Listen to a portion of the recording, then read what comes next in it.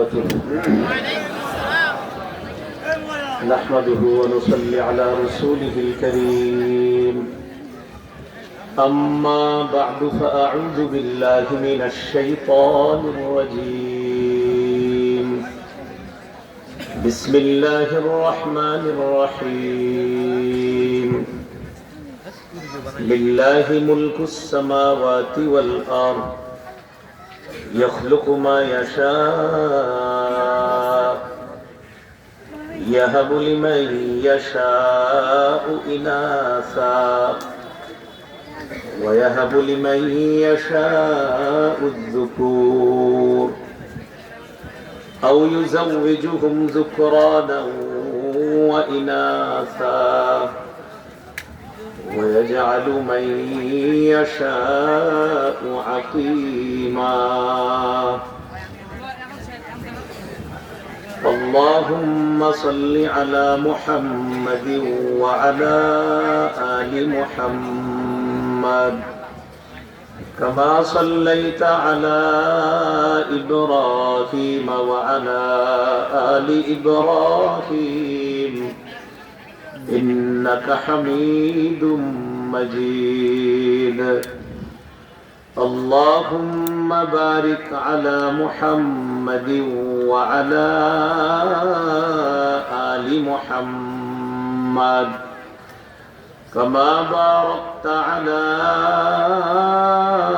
إبراهيم وعلى آل إبراهيم إنك حميد مجيد. اللهم إني أعوذ بك من شر لساني ومن شر سمعي ومن شر بصري ومن شر مني. حضرت ফাতেমা রাদিয়াল্লাহু তাআলা আনহা মহিলা মাদ্রাসার উদ্যোগে পঞ্চম বার্ষিক ওয়াজ মাহফিলের প্রধান অতিথি ডাক্তার দেওয়ান মোহাম্মদ সালাউদ্দিন বাবু, সাবেক সংসদ সদস্য, ঢাকা 19 আশুলিয়া সাভার ঢাকা। বিশেষ অতিথি জনাব মোহাম্মদ মঈনউদ্দিন বিপ্লব, সাবেক ভাইস চেয়ারম্যান সাভার উপজেলা। বিশেষ অতিথিবৃন্দ, সম্মানিত সভাপতি জনাব মোহাম্মদ আমিনুর রহমান, সাধারণ সম্পাদক পাথালিয়া ইউনিয়ন বিএনপি। মাহফিল ইন্তেজামিয়া কমিটির পক্ষ থেকে জনাব লক্ষ্মীপুরী ইমাম খতিব, টাট্টিবাড়ি গাউসিয়া জামে মসজিদ, মাওলানা মুফতি জাহিদ বিন রশিদ ইমাম খতিব, মেট্রো গার্মেন্টস মসজিদ ফতুল্লাহ নারায়ণগঞ্জ। উপস্থিত হযরত উলামায়ে কেরাম, মুসলমান ভাইয়েরা, আল্লাহ তাআলার দরবারে শুকরিয়া আদায় করছি, আল্লাহ আমাদেরকে এই মাহফিলে উপস্থিত হওয়ার তৌফিক দান করেছেন বলে আলহামদুলিল্লাহ। 25 পারা 7 নম্বর পৃষ্ঠা, আপনার কাছে স্ট্যান্ড আছে, সূরাতুশ শুরা 49-50 নম্বর আয়াতে কারীমা তেলাওয়াত করেছে। আয়াতে আল্লাহ তাআলা বলেন, লিল্লাহি মুলকুস সামাওয়াতি ওয়াল আরদ, আসমান জমিনের রাজত্ব আল্লাহর। ইয়াখলুকু মা ইয়াশা, তিনি যা ইচ্ছা তা সৃষ্টি করেন। ইয়াহাবু লিমান ইয়াশাউ ইনাসা, তিনি যাকে ইচ্ছা তাকে কন্যা দান করেন। ওয়া ইয়াহাবু লিমান ইয়াশাউ যুকুর, তিনি যাকে ইচ্ছা তাকে ছেলে সন্তান দান করেন। আও ইউযাউযিজুহুম যুকরানা ওয়া ইনাসা, তিনি কাউকে ছেলে মেয়ে উভয়টা দান করেন। ওয়া ইয়াজআলু মান ইয়াশাউ আকিমা, তিনি যাকে ইচ্ছা তাকে বন্ধা বানান, নিঃসন্তান রাখেন। আয়াতে আল্লাহ সন্তানের আলোচনায় আগে মেয়ের কথা বলছে, পরে ছেলের কথা। কিন্তু আমাদের সমাজে কন্যা সন্তান হলে অভিভাবক সহ অনেক আত্মীয় স্বজনের চেহারা কালো হয়ে যায়। 14 পারার 12 নম্বর পৃষ্ঠা, সূরা নাহলের 58 নম্বর আয়াতে আল্লাহ বলেছেন, وَإِذَا بُشِّرَ أَحَدُهُمْ بِالْأُنثَى ظَلَّ وَجْهُهُ مُسْوَدًّا وَهُوَ كَظِيمٌ কিছু মানুষ আছে, তাদেরকে যখন কন্যা সন্তানের সুসংবাদ দেওয়া হয় তাদের চেহারাটা কালো হয়ে যায়, দুঃখে ভারাক্রান্ত হয়ে যায়। অথচ আল্লাহ আগে কন্যার কথা বলছে, পরে বলছে ছেলের কথা।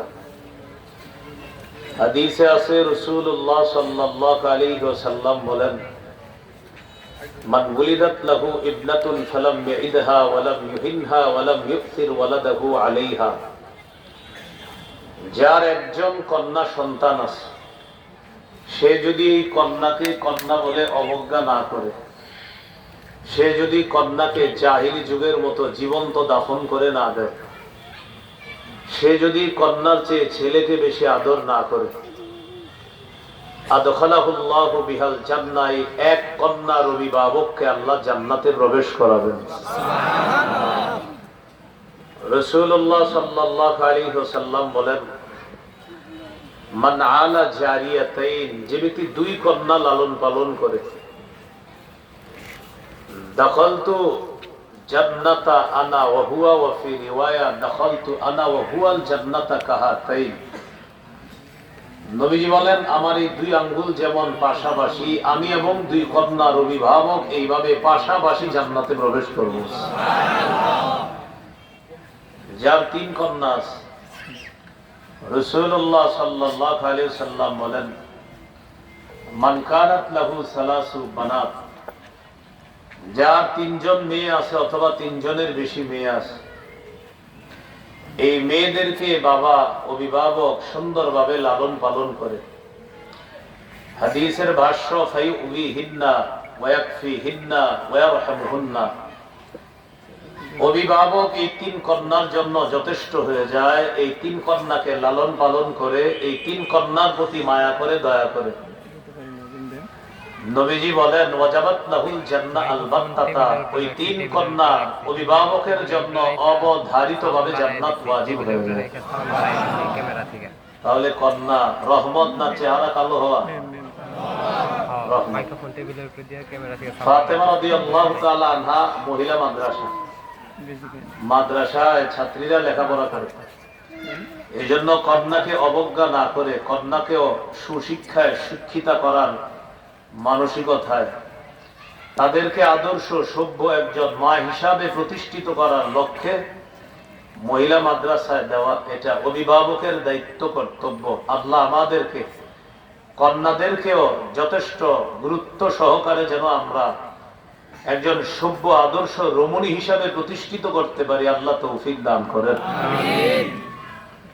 সহিহ মুসলিমের হাদিস 3535 নম্বর হাদিস।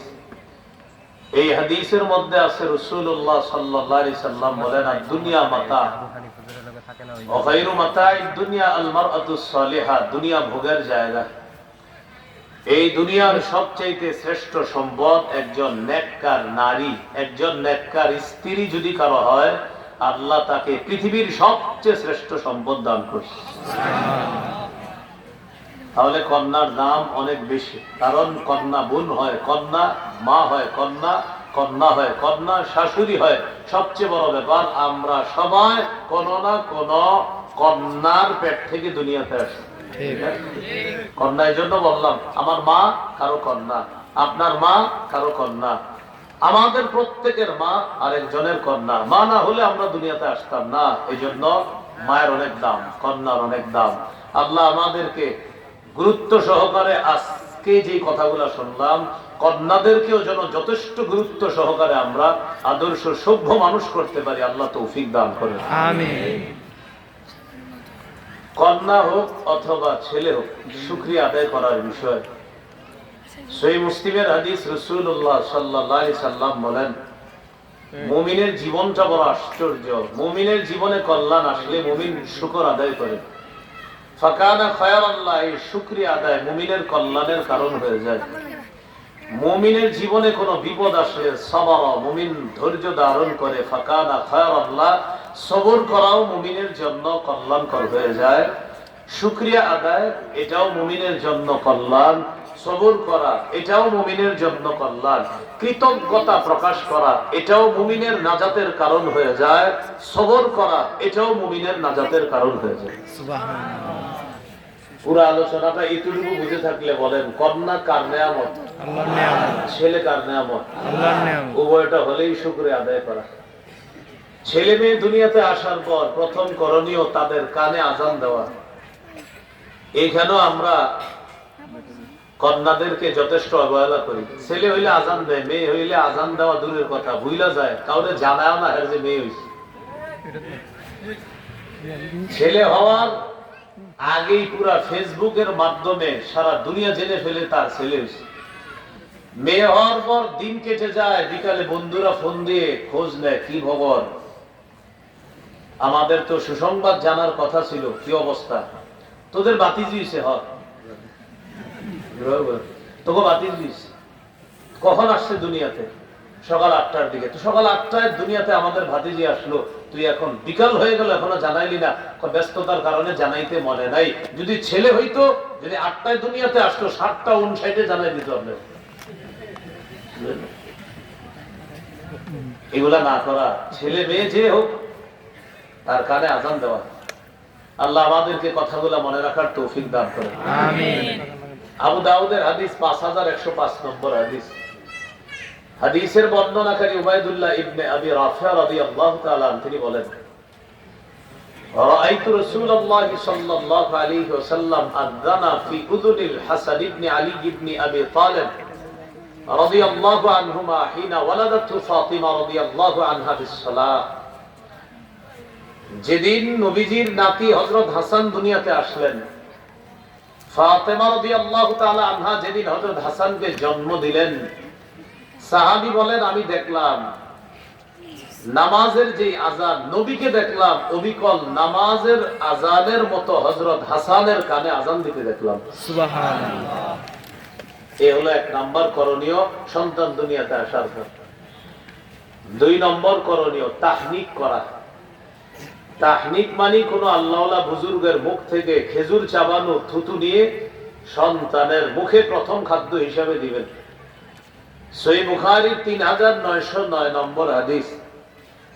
এই হাদিসে আছে আব্দুল্লাহ ইবনে জুবায়ের রাদিয়াল্লাহু তাআলা, তিনি হলেন হিজরতকারী সাহাবীদের প্রথম সন্তান। মনে রাখবেন, যারা মক্কা থেকে হিজরত করে মদিনায় গিয়েছে, এই হিজরতকারী সাহাবীদের প্রথম যে সন্তান দুনিয়াতে আসছে তার নাম আব্দুল্লাহ ইবনে জুবায়ের। তিনি হলেন হযরত আসমা রাদিয়াল্লাহু তাআলা আনহার ছেলে। আবু বকর সিদ্দিক রাদিয়াল্লাহু তাআলা আনহুর মেয়ের ঘরের নাতি। তার মানে হযরত আবু বকর হলেন নানা, হযরত আসমা হলেন মা, আব্দুল্লাহ ইবনে জুবায়ের হলেন ছেলে, আর বাবার নাম হলো জুবায়ের। তাহলে বাবা জুবায়ের, মা হযরত আসমা, আর নানা হলেন আবু বকর সিদ্দিক রাদিয়াল্লাহু তাআলা। তা আসমা রাদিয়াল্লাহু তাআলা আনহা বলেন, আমার ছেলেটা দুনিয়াতে আসার পর নবীজির কাছে নিয়ে গেলাম, ওয়াদাতুহু ফি হাজিরি, আল্লাহ রাসূলের কোলে রাখলাম। দাআ বিতামরা, নবীজি খেজুর আনলেন। ফামাদাগাহা, মাদাগা শব্দের অর্থ চাবানো, নবী খেজুর চাবাইলেন। ফাতাফালা ফি ফিহি, নবীজি খেজুর চাবানো থুতু আব্দুল্লাহর মুখে দিয়ে দিলেন। এখানে 2টা ফি বলছি, তাফালা, ফি, ফিহি। প্রথম ফি, এটা হলো ইংরেজিতে টু আছে না, to to, going to, coming to আছে না, ওই টু, ওই টু, ওইটা হলো ফির মতো আর কি আপনার। তো ইংরেজি যারা বুঝেন তারা বুঝার কথা, এই প্রথম ফি।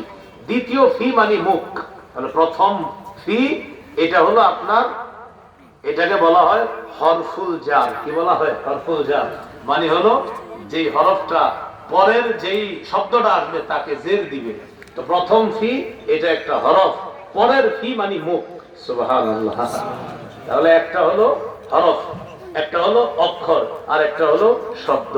তো প্রথম ফি এটা হলো অক্ষর, পরের ফি এটা হলো শব্দ। নবীজি আব্দুল্লাহর মুখে থুতু দিয়ে দিলেন। সুবহানাল্লাহ। তো এই থুতু যখন তার পেটে গেছে, আসমা রাদিয়াল্লাহু তাআলা আনহা বলেন, ফাকানা আউওয়ালা শাইইন দাখালা বাতনা আবিদিল্লাহি রাসূলিল্লাহ সাল্লাল্লাহু আলাইহি ওয়াসাল্লাম।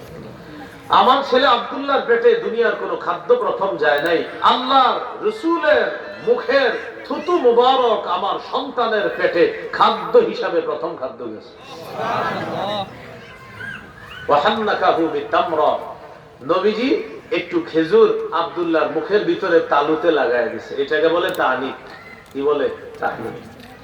3 নম্বর, আমরা যারা নবজাতককে দেখতে যাব, মামা, চাচা, খালা, খালু, ফুফা, ফুফু, আমরা তার জন্য বরকতের দোয়া করব। আবু দাউদের হাদিস 5106 নম্বর হাদিস, খুব মন দিয়ে শুনবেন। এই হাদিসের মধ্যে আছে আয়েশা রাদিয়াল্লাহু তাআলা আনহার বর্ণনা। তিনি বলেন, কানা রাসূলুল্লাহ সাল্লাল্লাহু আলাইহি ওয়াসাল্লাম ইউতা বিসসিবিয়ান ফাদউ লাহুম বিল বারাকা। রাসূলুল্লাহ সাল্লাল্লাহু আলাইহি সাল্লামের কাছে শিশুদেরকে আনা হতো, নবী তাদের জন্য বরকতের দোয়া করতেন। আমরাও যে কোনো শিশুকে দেখতে যাইলে, ছেলে হোক মেয়ে হোক, তার জন্য বরকতের দোয়া করব। আল্লাহ তৌফিক দান করেন। 4 নাম্বার, শিশু কান্না করলে তার কান্না থামায় দেওয়া। মা ব্যাগ দিতে গেছে, মা নামাজে দাঁড়াইছে, মা রান্নার কাজে আছে, আপনি বাবা ঘরে আছেন, শিশু কান্না করা শুরু করছে, তাড়াতাড়ি গিয়ে ওরে কোলে নিয়ে ওর কান্না থামান। মা যদি নামাজের মধ্যে থাকে, বাসায় যদি তখন কেউ না থাকে, মা লম্বা কেরাতের পরিবর্তে সংক্ষিপ্ত কেরাত দিয়ে নামাজ শেষ করে শিশুকে কোলে নিয়ে তার কান্না থামাতে হবে। ইসলাম শিশুর অধিকার এইভাবে রক্ষা করতে বলছে। দলিল সহিহ বুখারী 868 নম্বর হাদিস। এই হাদিসের মধ্যে আছে রাসূলুল্লাহ সাল্লাল্লাহু আলাইহি সাল্লাম বলেন, ইন্নী লাআকুমু ইলাস সালাহ উরিদু আন উতাওবিলা ফিহা ফাসমাউ বুকাআস সাবিয়্যি ফাআতাজাওয়াজু ফি সালাতি কারাহিয়াতা আন আশুক্কা আলা উম্মিহি। আমি নামাজে দাঁড়াই, লম্বা কেরাত পড়ার নিয়ত করি। নবীজির বক্তব্য, নবী বলেন, আমি নামাজে দাঁড়াই, লম্বা কেরাতের নিয়ত করি। ওই মুহূর্তে যদি আমি কোনো শিশুর কান্নার আওয়াজ শুনি, আমি আমার কেরাত সংক্ষিপ্ত করি। লম্বা কেরাতের নিয়তটা পাল্টায়া কেরাত সংক্ষিপ্ত করি। কেন? আমার পিছনে যারা নামাজ পড়তেছে তাদের মধ্যে মহিলা আছে, মা আছে, ওই শিশুর মা আমার পিছনে আছে। আমার নামাজ যদি লম্বা হয়, তাহলে মা পিছনে তার নামাজও লম্বা হবে, শিশুর কান্নাও বাড়তে থাকবে। এই জন্য আমি সংক্ষিপ্ত কেরাত দিয়ে নামাজ শেষ করি, যেন শিশুর কান্নাটা থেমে যায়। কিভাবে থামবে? মা আমার পিছনে তাড়াতাড়ি নামাজ শেষ করে শিশুকে কোলে নিয়ে তার শিশুর কান্না থামাবে। আমি নবী সংক্ষিপ্ত কেরাতের মাধ্যমে মা এবং শিশুর অধিকার প্রতিষ্ঠিত করি। মায়ের অধিকার কি? মা যেন কষ্ট না পায়, এটা মায়ের অধিকার। শিশুর অধিকার কি? শিশুটা বেশি কাঁদলে ওর কষ্ট হবে, এটা তার অধিকার। এ হলো 4 নাম্বার। 5 নাম্বার, আকিকা করা। রাসূলুল্লাহ সাল্লাল্লাহু আলাইহি সাল্লাম বলেন, ইন্নাল ইয়াহুদা তাউক্কু আনিল গুলাম ওয়ালা তাউক্কু আনিল জারিয়া। ইহুদিরা ছেলের আকিকা করত, মেয়ের আকিকা করত না। তাউক্কু আনিল গুলামি শাতাইন ওয়া আনিল জারিয়াতি শাতান। তোমরা ছেলের পক্ষ থেকে 2টি ছাগল আকিকা করবা, মেয়ের পক্ষ থেকে 1টি ছাগল আকিকা করবা। তাহলে ইহুদিদের অভ্যাস ছিল, তারা ছেলের আকিকা করত, মেয়ের আকিকা করত না। আমাদেরকে নবী বললেন, তোমরা ছেলের পক্ষ থেকে 2টি, মেয়ের পক্ষ থেকে 1টি পশু আকিকা করবা। মাসালা হলো, কারো যদি সামর্থ্য কম থাকে, ছেলের পক্ষ থেকে 1টি পশু আকিকা করলেও সুন্নাহ আদায় হয়ে যাবে ইনশাআল্লাহ, যদি সামর্থ্য কম থাকে। কত গেল? 5। 6 নাম্বার, শিশুর সুন্দর নাম রাখা। এটা গুরুত্ব দিবেন, সুন্দর নাম রাখা। আবু দাউদের 4949 নম্বর হাদিস। قال رسول الله صلى الله عليه وسلم أحب الأسماء إلى الله عبد الله وعبد الرحمن। রাসূলুল্লাহ সাল্লাল্লাহু আলাইহি সাল্লাম বলেন, আল্লাহর কাছে সর্বাধিক পছন্দনীয় নাম হলো আব্দুল্লাহ, আব্দুর রহমান। হাদিসে আসছে, সাহাবা একরাম নবীকে জিজ্ঞাসা করলেন, হুজুর, সন্তানের জন্য মা বাবার অন্যতম করণীয় কি, আমাদেরকে একটু বলেন তো। নবীজি বললেন, আইয়ুহসিনা ইসমা ওয়া ইউহসিনা আদাবা। মা বাবার জন্য কর্তব্য হলো সন্তানের সুন্দর নাম রাখা আর সন্তানকে আদর্শ সভ্য মানুষ করার জন্য সুন্দর শিষ্টাচার শিক্ষা দেওয়া। এটা মা বাবার দায়িত্ব, কর্তব্য। কয় নাম্বার গেল? 6।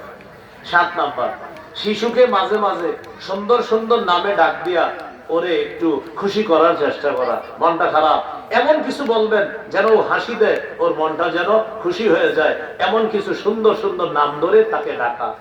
উপনাম হতে পারে। আগে মুসলমানের মাঝে উপনামের চর্চা ছিল। উপনাম কি জানেন? আবু তাহের, আবুল কাসেম, আবু উমায়ের, এগুলাকে বলে উপনাম। এখন আমাদের মধ্যে আর এই সমস্ত চর্চা হয় না। আবু দাউদের হাদিস 4969 নম্বর হাদিস। এই হাদিসের মধ্যে আছে আনাস রাদিয়াল্লাহু তাআলা আনহুর ছোট ভাই ছিল, তার একটা পাখি ছিল। পাখি হযরত আনাসের ভাইয়ের এই পাখিটা মারা গেছে। নবীজি তাদের বাসায় আসছে। আসার পর দেখলেন হযরত আনাস রাদিয়াল্লাহু তাআলা আনহুর ছোট ভাইয়ের মনটা খারাপ। নবীজি বললেন, ওর কি হইছে? ঘরের সদস্যরা জবাব দিলেন, হুজুর মাতা নুবরহু, তার পাখিটা মারা গেছে। রাসূলুল্লাহ সাল্লাল্লাহু আলাইহি সাল্লাম তখন তাকে বললেন, ইয়া আবা উমাইর মা ফাআলান নুগাইর। যারা আরবি বুঝেন তারা এই বাক্যের হাকিকত বুঝার কথা। নবীজি মিলায়া দুটো বাক্য বলছে, ইয়া আবা উমাইর মা ফাআলান নুগাইর। নবীজি বললেন, ও আবু উমাইর, ওই ছোট্ট মানুষটাকে বললেন, ছোট্ট পাখিটা কি করলো? নবীজি তারে বলতেছে, ছোট্ট পাখিটা কি করলো? মারা গেল না। আহা, কি করলো পাখিটা? নবীজি তারে বলতেছে। এখন দেখেন, ছন্দের মতো দুটি বাক্য মিলায় বললেন, ইয়া আবা উমাইর মা ফাআলান নুগাইর। এইভাবে বাক্য দুইটা নবীজি সুন্দরভাবে মিলিয়ে বলার কারণে পাখি হারিয়ে যে তার মন খারাপ ছিল, সাথে সাথে ওর মন উৎফুল্ল হয়ে গেছে। আল্লাহ রাসূল তারে খুশি করে দিয়েছে। সুবহানাল্লাহ। এগুলো 7 নাম্বার। 8 নাম্বার দেখেন, শিশু সন্তানকে যখন হাঁটা শিখাবেন, হাঁটা শিখানোর সময় যেন ওর হাঁটুতে কষ্ট না পায়। এখন তো সবার পাকার ঘর, এই পাকার ঘরে হাঁটা শিখতে গিয়ে যেন শিশু কষ্ট না পায়। মন দিয়ে শুনেন, দেখেন কি বিখ্যাত হাদিস, আবু দাউদের 1109 নম্বর হাদিস। খতবানা রাসূলুল্লাহ সাল্লাল্লাহু আলাইহি ওয়াসাল্লাম, নবীজি মসজিদের মধ্যে খুতবা দিতেছে। فأقبل الحسن والحسين رضي الله تعالى عنهما। নবীজি মসজিদে জুমার খুতবা দিতেছে, হাসান হুসাইন রাদিয়াল্লাহু আনহুমা মসজিদে প্রবেশ করছে। খুতবা অবস্থায় নবীজি তাকায় দেখে নাতি দুইজন, ইয়াসুরানি ওয়া ইয়াকুমান। বারবার হাসান হুসাইন মাটিতে পড়ে যায়, আবার দাঁড়ায়, আবার পড়ে যায়, আবার দাঁড়ায়। নবীজি খুতবা বন্ধ করে দিলেন। খুতবা বন্ধ করে মিম্বর থেকে নামলেন। আখাযাহুমা, নাতি দুইজনকে কোলে নিলেন। কথাটা মাথায় আনেন, জুমার খুতবা, পৃথিবীর শ্রেষ্ঠ খতিব তার খুতবা বন্ধ করে নাতি দুইজনকে কোলে নিলেন। নেওয়ার পর ফাসাইদা বিহিমাল মিম্বার, নবী দুই নাতিকে নিয়ে মিম্বরে গেলেন। এরপর বাকি খুতবা শেষ করছে। সুবহানাল্লাহ। কি শিখাইলেন? হাদিসের শেষে নবী বলেন, লাম আসবির, আমি সহ্য করতে পারি নাই। ওরা মসজিদে ঢুইকা বারবার পড়ে যাচ্ছে, আবার দাঁড়াইতেছিল, ওদের কষ্ট হচ্ছিল, আমি সহ্য করতে পারতেছিলাম না। খুতবা বন্ধ করে ওদেরকে আমি কোলে নিয়ে মিম্বরে গিয়ে আমি ওদেরকে কষ্ট দেওয়া থেকে হেফাজত করে ওদের অধিকার প্রতিষ্ঠিত করছি। কি শিখলাম ভাই? শিশু হাঁটা শিখানোর সময় ওর যেন পায়ে বেশি কষ্ট না পায়। 9 নাম্বার, শিশুর জামার কালারের ক্ষেত্রে সচেতন হওয়া। বিশেষ করে ছেলে শিশু, ওদের জামার কালার যেন আজাইরা কালার না হয়। মেয়েদের কালারে ছাড় আছে, ছেলেদের জন্য আন্দাজি মার্কা কালার না হয়। হ্যাঁ, নাসাইর হাদিস 5316 নম্বর হাদিস। আব্দুল্লাহ ইবনে আমর রাদিয়াল্লাহু তাআলা আনহুমার বর্ণনা, তিনি বলেন, রাআহু রাসূলুল্লাহ সাল্লাল্লাহু আলাইহি ওয়াসাল্লাম আলাইহি তাওবানি মুআসফারান। রাসূলুল্লাহ সাল্লাল্লাহু আলাইহি সাল্লাম তার সাহাবী আব্দুল্লাহ ইবনে আমরকে দেখলেন, তার শরীরে দুটি কুসুম রঙের জামা। فقال رسول الله صلى الله عليه وسلم هذه ثياب الكفار فلا تلبسها। আব্দুল্লাহ, এগুলা কি জামা পরছো? এগুলা কাফেরদের পোশাক, না আর পরবা না, এগুলা খুলে ফেলো, এই জামা আর পরিধান করবা না। ভাই, একজন পুরুষের গায়ে সতর ঢেকে রাখে, এই কথাটা গুরুত্ব দিবেন। শিশুর সতরের কি মাসালা? ওর তো কোনো গুনাহ নাই, কিন্তু ওরা ছোটবেলা থেকে শিখাবেন। ও যখন হাঁটু ঢাইকা প্যান্ট পরা শিখবে, মাশাআল্লাহ, আল্লাহ চাইলেও যখন লম্বা হবে ওর প্যান্টটা ছোট হবে। দেখবেন শিশুর প্যান্ট যখন ছোট হয় ও প্যান্ট খালি টানতে থাকে হাঁটু ঢাকার জন্য। কেন? এতদিন ওর হাঁটু ঢাকা ছিল, হঠাৎ ওর হাঁটু ঢাকা নাই, এজন্য খালি প্যান্ট টানে। আপনি শুকরিয়া আদায় করবেন যে আমাদের রব আপনার সন্তানের মস্তিষ্কে অসাধারণ একটা বিষয় আল্লাহ তাআলা ফিট করে দিয়েছে, যে ওর মস্তিষ্কে বসে গিয়েছে যে আমি মুসলমানের সন্তান, মুসলমান, আমার হাঁটুটা ঢাকা রাখতে হয়। ওর মস্তিষ্কে আল্লাহ এটা ঢুকিয়ে দিয়েছে। সুবহানাল্লাহ। এই জন্য শৈশব থেকে এটা প্র্যাকটিস করা। সূরা আরাফের 26 নম্বর আয়াতে আল্লাহ বলেন, ইয়া বানি আদম ক্বাদ আনজালনা আলাইকুম লিবাসা ইওয়ারি সাওআতিকুম ওয়ারিশা। হে আদম সন্তান, আমি তোমাদেরকে এমন পোশাক দিলাম যে পোশাক তোমাদের লজ্জাস্থান ঢেকে রাখে, যে পোশাক সৌন্দর্যতার কারণ। ওয়ালিবাসুত তাকওয়া যালিকা খায়র। আল্লাহ বলেন তাকওয়ার পোশাক সর্বোত্তম পোশাক। আল্লাহ আমাদেরকে কথাটা গুরুত্ব সহকারে নেওয়ার তৌফিক দান করেন। আমিন। 11 নাম্বার, সাদা পোশাকে অভ্যস্ত করা। সাদা পোশাক সর্বোত্তম পোশাক। অন্য কালার পরা যাবে, বাকি সাদা কালার সর্বোত্তম কালার। আবু দাউদের হাদিস 4061 নম্বর হাদিস। এই হাদিসের মধ্যে আছে قال رسول الله صلى الله عليه وسلم البسوا من ثيابكم البياض فإنها خير ثيابكم। রাসূলুল্লাহ সাল্লাল্লাহু আলাইহি সাল্লাম বলেন, তোমরা তোমাদের পোশাকের মধ্য থেকে সাদা পোশাক পরো। কেন? সাদা পোশাক সর্বোত্তম পোশাক। ওয়াকাফিনু ফিহা মাউতাকুম। তোমাদের মধ্যে যারা মারা যায় তাদেরকে সাদা পোশাকে কাফন দিবা। কি শিখলাম? জীবিতরা সাদা পোশাক পরবা, মৃতদেরকেও সাদা পোশাক পরাবা। এখান থেকে একটা শিক্ষা আছে। আমরা যারা জীবিত আছি সাদা পোশাকের দিকে মাঝে মাঝে তাকাইবেন আর চিন্তা করবেন, আমি যদি একটু পরে মারা যাই, ঠিক কিছুক্ষণ পরে আমার স্বজনরা আমারে এই সাদা পোশাকেই কবরে রেখে আসবে। এটা যেন আপনাকে মৃত্যুর কথা স্মরণ করায় দেয়। এগুলো 11 নাম্বার। 12 নাম্বার গুরুত্বপূর্ণ অংশ। 12 নাম্বার, শিশুকে এমন পোশাকে অভ্যস্ত না করা যে পোশাক থেকে অহংকারের গন্ধ বের হয়। আপনার সন্তান খুব দামি একটা পোশাক পরছে, সে গিয়ে এমন শিশুদের সাথে মিশছে যে শিশুরা আপনার কম দামি জামা পরা। এখন ও গিয়ে ওদের সাথে বলতেছে, এইগুলা কি পরছো তোমরা, দেখছো আমার বাবা কি কিনে দিছে। আপনার সন্তান যেন এটা কখনো না বলে, খুব সতর্ক থাকবেন। আপনার সন্তান যাদের সাথে মিশতেছে ওদের ব্যাপারটা একটু মাথায় রেখে আপনার সন্তানটাকে চালানোর চেষ্টা করবেন। ও যেন কখনোই অহংকারী না হয়, অহংকারের পোশাক যেন ওর শরীরে না আছে। দেখেন আপনার সামর্থ্য আছে, অনেক টাকার জামা পরানোর সামর্থ্য আছে, এটা আমি স্বীকার করছি, কিন্তু আমি বলছি পোশাক যেন ওকে অহংকারী না বানায়, এটা হলো উদ্দেশ্য। 12 নাম্বার গেল এটা। হাদিসের মধ্যে রাসূলুল্লাহ সাল্লাল্লাহু আলাইহি সাল্লাম বলেন, কুলু ওয়াশরাবু ওয়াতাসাদ্দাকু ওয়ালবাসু মা লাম ইউখালিতু ইসরাফুন আও মাখিলা। তোমরা খাও, তোমরা পান করো, তোমরা দান করো, তোমরা পোশাক পরিধান করো, যতক্ষণ অপচয়ের কারণ না হয়, যতক্ষণ অহংকারের কারণ না হয়। উম্মত পানাহার করো, পানাহার যেন তোমাকে অপচয়কারী না বানায়, অহংকারী না বানায়। উম্মত তুমি দান করো, দান যেন তোমাকে অহংকারী না বানায়। উম্মত তুমি পোশাক পরিধান করো, শোনো, পোশাক যেন তোমাদেরকে অহংকারী না বানায়, অপচয়কারী না বানায়। আমাদের নবীর এই উপদেশটা গুরুত্ব সহকারে নিয়ে বাস্তব জীবনে আমলে আনার তৌফিক দান করেন। কত গেল? 12। সংখ্যাগুলো একটু গণনা রেখেন, মাঝে যদি আমি উলট পালট করে ফেলি নিয়ে আসবেন। কত গেল? 12। 13 নম্বর, এটা একটু বলতে হবে কষ্ট করে আমার সাথে বলেন। ছেলে শিশুকে রেশম থেকে দূরে রাখা, স্বর্ণ থেকে দূরে রাখা। কাকে? ছেলে শিশুকে রেশম থেকে দূরে রাখা, স্বর্ণ থেকে দূরে রাখা। قال رسول الله صلى الله عليه وسلم وحل الذهب والحرير لأناس أمتي وحرم على ذكورها। রাসূলুল্লাহ সাল্লাল্লাহু আলাইহি সাল্লাম বলেন, আমার উম্মতের মেয়েদের জন্য রেশম হালাল, স্বর্ণ হালাল। আমার উম্মতের ছেলেদের জন্য রেশম হারাম, স্বর্ণ হারাম। আমার উম্মতের ছেলেদের জন্য রেশম হারাম, স্বর্ণ হারাম। তাহলে শৈশব থেকে ওরে এগুলা থেকে দূরে রাখা। 14 নাম্বার, সবকিছু ডান দিক থেকে করার শিক্ষা দেওয়া। সহিহ বুখারীর 168 নম্বর হাদিস।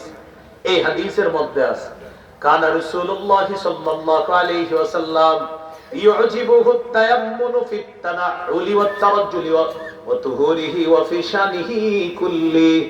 নবীজি জুতা পরা, মাথা আশ্রানো, পবিত্রতা অর্জন করা, এমনকি সবকিছু তিনি ডান দিক থেকে করা পছন্দ করতেন। সন্তানকে কিছু দিবেন, ও বাম হাত দিলে আপনি মাথা নাড়ায় বলবেন, এবার ওরা ডান হাত শিখাবেন এইভাবে। এরপরে দিতে দিতে একদিন ও আপনারে বাম হাত দিয়ে ও নিজে মাথা নাড়াবে, একদিন এমন করবে, ডান হাত দিবে এইভাবে। শুকরিয়া আদায় করবেন যে আমার সন্তানের মস্তিষ্কে আল্লাহ ডান আর বামের গুরুত্বটা আল্লাহ, পার্থক্যটা আল্লাহ ওর মস্তিষ্কে বসায় দিচ্ছে। সুবহানাল্লাহ। এইভাবে ওরে ডানের গুরুত্ব শিক্ষা দেওয়া। কত গেল? 14। 15 নাম্বার আল্লাহু আকবার বলেন। কেন আল্লাহু আকবার বললাম? আমাদের নবী আমাদেরকে জুতা পরাও শিখিয়ে দিয়েছে। সুবহানাল্লাহ। 15 নাম্বার শিশুকে জুতা পরানো শেখানো। قال رسول الله صلى الله عليه وسلم لا تمشي في نعل واحد। রাসূলুল্লাহ সাল্লাল্লাহু আলাইহি সাল্লাম বলেন, এক পায়ে জুতা পরিধান করবা না। বুখারীর বর্ণনা লিউনহুমা জামিআ আও লিহফিহিমা জামিআ, হয়তো দুই পায়ে জুতা রাখবা, না হয় দুই পা খোলা রাখবা। শিশুকে যদি এক পায়ে জুতা পরান আর এক পা খালি রাখেন, বারবার উপরে যাবে, অ্যাক্সিডেন্টের সম্ভাবনা আছে। নবী বলেন হয়তো দুই পা খোলা রাখবা, না হয় দুই পায়ে জুতা পরিধান করবা, এক পায়ে জুতা পরিধান করবা না। এই গেল 15। 16 নাম্বার শিশুকে তাওহীদ শিক্ষা দেওয়া। কি শিক্ষা দেওয়া? তাওহীদ। আমাদের দেশে এখন শিরিকের রমরমা ব্যবসা। কিসের? শিরিকের। সামান্য কিছু মানুষ শিরিকের অনুসারী আমাদের দেশে, সামান্য কিছু মানুষ প্রকৃত শিরিকের অনুসারী, কিন্তু 90 ভাগের বেশি মুসলমান জনসংখ্যার মধ্য থেকেও শিরিকের অনুসারীদের সাথে এমন ভাবে মিশে যায়, মিশে গিয়ে এমন ভাবে তাদের সাথে একত্বতা পোষণ করে যে কে মুসলমান আর কে মুসলিম এটা পার্থক্য করা কষ্টকর হয়ে যায়। মুসলমান গর্তে গিয়ে যদি ঈমান ঠিক রাখতে হয় সেখানে চলে যান, গর্তের মধ্যে ঢুকে ঈমান ঠিক রাখেন, তাও ঈমানটা বিসর্জন দিয়েন না। মনে রাখবেন, বলেন আমার সাথে সবাই, উদার হওয়া ভালো, তবে উদারতার নামে আদর্শ বিসর্জন দেওয়া ভয়ঙ্কর খারাপ। কি বললাম? উদার হওয়া ভালো, উদারতার নামে আদর্শ বিসর্জন দেওয়া এটা ভয়ঙ্কর খারাপ। আদর্শ বিসর্জন দেওয়া যাবে না। আদর্শের উপর অটল থেকে চেষ্টা করে যাওয়া। 100 বছরও যদি লাগে ইসলাম প্রতিষ্ঠিত হওয়ার জন্য 100 বছরই চেষ্টা চালাবেন, কিন্তু আদর্শ বিসর্জন দেওয়া যাবে না। আপনার সন্তানকে ওসিয়ত করে যাবেন, আমি ইসলাম কায়েমের চেষ্টা করেছি, পারি নাই, তুমি চেষ্টা করবা। তুমি তোমার সন্তানকে ওসিয়ত করবা, তুমি তোমার সন্তানকে ওসিয়ত করবা। এইভাবে যতদিন লাগুক, কিন্তু আদর্শ বিসর্জন দেওয়া যাবে না। কেন? মুসলমানদের দুনিয়াতে হারানোর কিছু নাই, মুসলমান চেষ্টা করবে। দুনিয়াতে আল্লাহ দিলে আলহামদুলিল্লাহ, নাও যদি দেয় সবর করা, কারণ আখিরাতে নিশ্চিত এটার প্রতিদান আল্লাহ দান করবে। এজন্য মুসলমান দুনিয়াতে চেষ্টা করবে এই নিয়তে, দিলে আলহামদুলিল্লাহ, না দিলেও আমি আল্লাহর কাছে পেয়ে যাব। তাই মুসলমানের এখানে হারানোর কিছু নাই, তবে ঈমান হারিয়ে গেলে বড় মুশকিল হয়ে যাবে। আল্লাহ আমাদেরকে হেফাজত করেন। আমিন। 16 নম্বর তাওহীদ শিক্ষা দেওয়া। বলেন আমার সাথে, আল্লাহ এক। আল্লাহ মুখাপেক্ষী।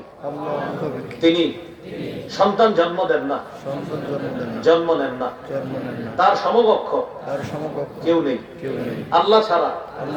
যাদের উপাসনা করা হয় তারা খেজুরের বিচির উপরের চামড়াটা, এই চামড়ারও মালিক না, ক্ষমতা রাখে না। আবার বলেন আল্লাহ ছাড়া যাদের উপাসনা করা হয় তারা খেজুরের বিচির উপরের চামড়ারও মালিক না। দলিল 22 পারা 15 নম্বর পৃষ্ঠা, সূরা ফাতির 13-14 নম্বর আয়াত। কত নম্বর আয়াত? সূরা ফাতিরের 13-14 আয়াতে আল্লাহ বলেছেন, জালিকুমুল্লাহ, তিনি আল্লাহ, রব্বুকুম, তোমাদের রব, লাহুল মুলকু, রাজত্ব তার, ওয়াল্লাযীনা তাদউনা মিন দুনিহি, আল্লাহ ছাড়া তোমরা যাদেরকে ডাকো, যাদের ইবাদত করো, মায়ামলিকুনা মিন কিতমির, তারা খেজুরের বিচির উপরের চামড়ারও ক্ষমতা রাখে না। খেজুরের বিচির উপরের চামড়াটা অনেক ভারী না, একদম পাতলা। এই কিতমির কিতমির কোরআনের সূরা ফাতিরের 13-14 নম্বর আয়াত 22 পারা 15 নম্বর পৃষ্ঠায়। মির অর্থ হলো খেজুরের বিচির উপরের যে পাতলা চামড়া, এই চামড়ারও মালিক না আল্লাহ ছাড়া মানুষ যাদের উপাসনা করে। তো যারা এতটুকুরও ক্ষমতা রাখে না তাদের প্রশংসা করার কি আছে? আপনারা ভয় পাচ্ছেন, কি আছে? এই যে ভয় পাইতেছেন না, এটাও কোরআনে আছে। এই যে আপনারা চুপচাপ রয়েছেন না, এটাও কোরআনে আছে। সূরা আনকাবুত 16-17 নম্বর আয়াত 20 নম্বর পারা 17 নম্বর পৃষ্ঠা আল্লাহ তাআলা বলেন, ইব্রাহিম নবী তার জাতিকে বলছে, ইন্নামা তা'বুদুনা মিন দুনিল্লাহি আওসানা, তোমরা আল্লাহ ছাড়া কিছু প্রতিমা পূজা করছো, তাখলুকুনা ইফকা, কিছু মিথ্যা রচনা করছো। কি রচনা? মিথ্যা। প্রতিমা পূজা করে আর মিথ্যা রচনা করে, বলে যে এই প্রতিমার এই উপকার, ওই প্রতিমার এই উপকার। যারা তাদের উপাসনা করে এটা তাদের ধর্মীয় ব্যাপার, কিন্তু কোন মুসলমানও যদি গিয়ে বলে হ্যাঁ হ্যাঁ এই প্রতিমা এই উপকার করে, ওই উপকার করে, আল্লাহ কি বললেন কোরআনে? অতাখলুকুনা ইফকা, একটা আল্লাহ ছাড়া অন্যান্য দেবদেবীর পূজা করো, প্রতিমার পূজা করো, আবার কিছু মিথ্যা রচনাও করো। তো যারা মিথ্যা রচনা করে এটা তাদের ধর্মীয় ব্যাপার, কিন্তু কোন মুসলমানের মিথ্যায় সায় দেয় কিভাবে? ঠিক। একটু আগে আপনারাও চুপচাপ সায় দিচ্ছেন, এই একটু চুপচাপ বসে রয়েছেন। কারণ কেন জানেন? আমি একটু আগে বললাম 90 ভাগের বেশি মুসলমান, এটা হলো আমাদের দেশের সবচেয়ে বড় চাপাবাজি এখন। কারণ কিচ্ছু বলতে পারে না, সবাই চুপচাপ থাকে, ইন্না লিল্লাহ, না জানি কি হয়ে যায়, এরকম টেনশন। আল্লাহ আমাদেরকে হেফাজত করে। আমিন। আপনার কবরে আমি যাব না, আমার কবরে আপনি যাবেন না, কিন্তু আপনাকে আমি আবদার করে যাচ্ছি আল্লাহর হস্তে ঈমানটা ঠিক রেখে। দরজা বন্ধ করে ঘরে বসে থাকেন। যদি বলেন হুজুর ঘরেও ঈমান হরণ করতে একদল মানুষ এসে আমার জ্বালায়, ঘরের ভিতরে আন্ডারগ্রাউন্ড বানান, ওখানে লুকিয়ে থাকেন, ঈমান দিয়ে দিয়েন না, ঈমান দিয়ে দিয়েন না, সত্যি করে বলছি, ঈমান দিয়ে দিয়েন না, বিপদে পড়ে যাবেন। আল্লাহ হেফাজত করে। 16 নম্বর, সন্তানকে তাওহীদ শিক্ষা দেওয়া। তিরমিজির হাদিস 2516 নম্বর হাদিস। এই হাদিসের মধ্যে আসছে রাসূলুল্লাহ সাল্লাল্লাহু আলাইহি সাল্লাম আব্দুল্লাহ ইবনে আব্বাস রাদিয়াল্লাহু তাআলা আনহুমাকে বললেন, ইহফাজিল্লাহ ইয়াহফাজকা, আব্দুল্লাহ আল্লাহর বিধিবিধানগুলো রক্ষা করবা, আল্লাহ তোমারে রক্ষা করবে। ইহফাজিল্লাহ তাজিদহু তুজাহাকা, তুমি সদা সর্বদা আল্লাহকে স্মরণে রাখবা, বিপদে আপদে আল্লাহকে কাছে পাইবা। ইযা সাআলতা ফাসআলিল্লাহ, আব্দুল্লাহ যখন তুমি চাইবা আল্লাহর কাছে চাইবা। ওয়া ইযা ইসতাআনতা ফাসতাইন বিল্লাহ, আর যখন সাহায্য প্রার্থনা করবা আল্লাহর কাছে সাহায্য প্রার্থনা করবা। এইভাবে সন্তানকে তাওহীদ শিক্ষা দেওয়া। 17 নম্বর, ঈমানি তরবিয়ত শিক্ষা দেওয়া। ঈমানি তরবিয়তের মধ্যে শ্রেষ্ঠ তরবিয়ত নামাজের তরবিয়ত শিক্ষা দেওয়া। 7 বছর বয়সে সন্তানকে নামাজের আদেশ করা, 10 বছর বয়সে প্রয়োজনে তাকে মৃদু আঘাত করা। আপনার সন্তান 7 বছর বয়সে নামাজের কথা বললেই যে শুনবে বিষয়টা এমন না, শৈশব থেকে ওরে নামাজে অভ্যস্ত করা। যারা মা আছে, মাকে বলবেন সন্তান যখন ঘুমায় মাঝে মাঝে ওর পাশে দাঁড়ায় যেন মা নামাজ পড়ে। সাধারণত শিশুদের হঠাৎ ঘুম ভেঙে গেলে ও যেন চোখ খুলেই দেখে মা নামাজের মধ্যে আছে। শিশুরা যখন হঠাৎ কিছু দেখে ওর মস্তিষ্কে এটা কাজ করে, ওর অন্তরে এটা নিয়ে কল্পনা শুরু হয়ে যায়, ঘটনা কি, আম্মা এটা কি করে, এই আম্মা কি করে, এটা যেন ওর মধ্যে কাজ করা শুরু করে। হঠাৎ ঘুম ভেঙে যেন দেখে মা নামাজে আছে। আপনি মাঝে মাঝে সুন্নত বিধি নফল নামাজ ঘরে পড়বেন, আপনার 1.5-2 বছরের শিশুটা দেখবেন দৌড়ে গিয়ে আপনার পাশে নামাজে দাঁড়ায় যাবে। ওর পরনে কাপড় না থাকলেও টুপি একটা দিয়ে আপনার পাশে দাঁড়ায় যাবে। যারা বাবা আছেন ভালো বলতে পারবেন, হ্যাঁ, 1.5-2 বছর বয়স, পরনে কাপড় নাই, কিন্তু দেখে কি আপনি নামাজ পড়লে মাথায় কি যেন একটা থাকে, এটা ওর মাথায় ঢুকছে। তখন ওর চিন্তা হইলো যে কাপড় আছে না আছে এটা চিন্তার বিষয় না, মাথায় থেকে এটা ঠিক রাখতে হবে। ছোট মানুষ কোত্থে টুপি একটা নিয়ে মাথায় দিয়ে এই বাবার পাশে গিয়ে দাঁড়ায় যায়। এবার বাবার দিকে তাকায়, কি করে দেখে বাবার ঠোঁট নড়ে, ও ঠোঁট নাড়াইতে থাকে। এবার যখন রুকুতে যায় তো ও রুকুতে যায়, তো ছোট্ট মানুষ। এবার রুকুতে যাওয়ার পরে বাবাদের সুবহানা রাব্বিয়াল আযীম পরে এই সুয়ের সিনের আওয়াজটা ওর কানে গেছে, ওর মাথায় কাজ করছে। ঘটনা কি, আব্বাকে কিছু পড়ে নাকি, এবার এমনি তাকায় তো দেখে কি বাবার ঠোঁট নড়ে, এবার ওরও ঠোঁট নড়ে। এবার আপনি সালাম ফিরানোর পর যখন আঙ্গুলের করগুলা গুনতে থাকবেন, সুবহানাল্লাহ, ইস্তেগফার পড়তেছেন, 3 তাসবিহ পালন করতেছেন, আপনি এগুলা পড়তেছেন, ও আপনার দিকে আর আঙ্গুলের করের দিকে তাকায়, ও ঠোঁট নাড়ে আর আঙ্গুলের কর গুনতে থাকে। এইভাবে রবের শুকরিয়া আদায় করেন যে রব আপনার সন্তানের মস্তিষ্কে অসাধারণ একটা বিষয় আল্লাহ বসিয়ে দিয়েছেন। সুবহানাল্লাহ। এইভাবে ওরে সন্তানকে বড় করা। তখন যখন ওর বয়স 7 হবে তখন আপনি ওরে আদেশও করা লাগবে না, কারণ ও মাথায় এটা ঢুকে গেছে যে আমি এমন এক পরিবারের সন্তান যেই পরিবারে নামাজ পড়া এটা একটা সহজ বিষয়, কমন বিষয়। এই পরিবারে নামাজ পড়াটাই এটা একটা সহজ বিষয়, এটা যেন ওর মাথায় কাজ করে। রাসূলুল্লাহ সাল্লাল্লাহু আলাইহি সাল্লাম বলেন, মুরু আওলাদাকুম বিস-সালাত ওয়া হুম আবনাউ 7 সিনিনা ওয়াদরিবুহুম আলাইহা ওয়া হুম আবনাউ 10 সিনিনা। তোমাদের সন্তানের বয়স যখন 7 হয় তখন তাকে নামাজের আদেশ করো, যখন বয়স 10 হয় প্রয়োজনে তাকে মৃদু আঘাত করো। কত নাম্বার গেল? 17। আপনি পাশে বসছেন, আমি একটু পরে কিন্তু দিয়াম, কিন্তু আপনার একটু পরে আপনি একটু বলতে হবে। 18 নাম্বার, মসজিদে শিশুর উপস্থিতি গুরুত্ব দেওয়া। কোন জায়গায়? মসজিদে শিশুর উপস্থিতি গুরুত্ব দেওয়া। এটা মন দিয়ে শোনেন। বর্তমান সমাজে আমাদের অনেক সন্তানরা, শিশুরা 6-7 বছরের শিশুরা মসজিদে গেলে হঠাৎ যদি ওরা কোনো দুষ্টামি করে, মুরব্বীরা ওদেরকে এমন ধমক দিয়ে বের করে দেয় মসজিদ থেকে, ও আর 2-3 মাসও মসজিদের কাছে আসে না। 18 নাম্বার, শিশুকে মসজিদে গেলে মসজিদে ওর উপস্থিতি গুরুত্ব দেওয়া। এবার আমি আপনাদেরকে একটা পরামর্শ হিসাবে বলি, 4-5 জন শিশু মসজিদে যদি আপনি নিয়ে যান, ওদেরকে যদি একসাথে নামাজের কাতারে দাঁড় করায় দেন, ওরা কিন্তু মসজিদে এলাকায় রাখবে না, অন্য কোথাও নিয়ে যাবে। এখন আপনারা একটা বুদ্ধি করবেন, অভিভাবকরা প্রত্যেক শিশুকে আপনার সাথে দাঁড় করাবেন। এক কোণে আপনি দাঁড়ান, আপনার সাথে আপনার শিশু, মাঝে খাম্বা আছে মনে করেন কথার কথা, এখানে আরেক অভিভাবক তার শিশু নিয়ে দাঁড়াবে, আরেক কোণায় আরেক শিশু নিয়ে দাঁড়াবে। এইভাবে শিশুরে মসজিদে আটকান, মসজিদ থেকে বের করে দেন না। আপনারা যখন রুকুতে যাবেন, ওরা কিন্তু ওদের নেটওয়ার্ক ঠিক রাখে, রুকুতে গেলে সবাই এইভাবে নেটওয়ার্ক ঠিক রাখে, তো দুষ্টামি করতে পারে না। এগুলো জানেন, যারা সন্তানের বাবা আছেন আপনারা জানার কথা। তো এইভাবে ওদেরকে মসজিদে আটকান, মসজিদে ওদেরকে মসজিদমুখী করেন। কেন? নবীজি সাল্লাল্লাহু আলাইহি সাল্লাম ইমাম সাহেবকে বলছে, ইমাম সাহেব আপনি যখন নামাজ পড়াবেন 4 শ্রেণীর মুসল্লিরে গুরুত্ব দিয়ে আপনি নামাজ পড়াতে হবে। সুবহানাল্লাহ। ক্বালা রাসূলুল্লাহ সাল্লাল্লাহু আলাইহি ওয়াসাল্লাম, ইযা আম্মা আহাদুকুমুন, বলেন তোমাদের কেউ যখন মানুষের ইমামতি করবা, 4 শ্রেণীর মুসল্লির প্রতি লক্ষ্য রেখে নামাজ একটু সহজ করবা। 4 শ্রেণীর মুসল্লির প্রতি লক্ষ্য রেখে নামাজ একটু সহজ করবা। 1 নাম্বার, ফাইন্না ফীহিমুদ দাঈফা, মুসল্লিদের মধ্যে দুর্বল মুসল্লি আছে। 2 নাম্বার, ওয়াজ মারিদা, মুসল্লিদের মধ্যে অসুস্থ মুসল্লি আছে। 3 নাম্বার, ওয়াস সাগীরা, মুসল্লিদের মধ্যে শিশু মুসল্লি আছে। সুবহানাল্লাহ। কে আছে? বলেন কে আছে? শিশু। 3 নাম্বার। 4 নাম্বার, ওয়াল কাবীরা, বৃদ্ধ মুসল্লি আছে। বলেন 4 শ্রেণীর মধ্যে শিশুর কথা আছে কিনা? আছে। এখন বলেন ইমাম সাহেবরা নবী বলছে 4 শ্রেণীর প্রতি গুরুত্ব দিয়ে নামাজটা একটু সহজ করেন, 4 শ্রেণীর মধ্যে শিশু আছে। তাহলে শিশুকে মসজিদে নবী আটকাতে বললেন না বের করে দিতে বললেন? আল্লাহ আমাদেরকে কথাগুলো গুরুত্ব সহকারে অনুধাবন করে এই 18 নম্বর অধিকার, শিশুকে মসজিদে তার উপস্থিতি গুরুত্ব দিয়ে এখন থেকে আমরা শিশুদের উপস্থিতি মসজিদে বাড়ানোর চেষ্টা করব। তবে দুষ্টামি যেন তারা না করে ওই কৌশলটা আমরা অবলম্বন করব, অভিভাবক পাশে থাকার চেষ্টা করব। আল্লাহ কথাগুলো মনে রাখার তৌফিক দান করেন। 19 নম্বর, শিশুকে কোরআন শিক্ষা দেওয়া। আজকে আপনারা যে মাহফিলটা করছেন, মাশাআল্লাহ, আল্লাহ আপনাদেরকে সওয়াব দান করেন, উভয় জগতে জাযায়ে খায়ের দান করেন। আমিন।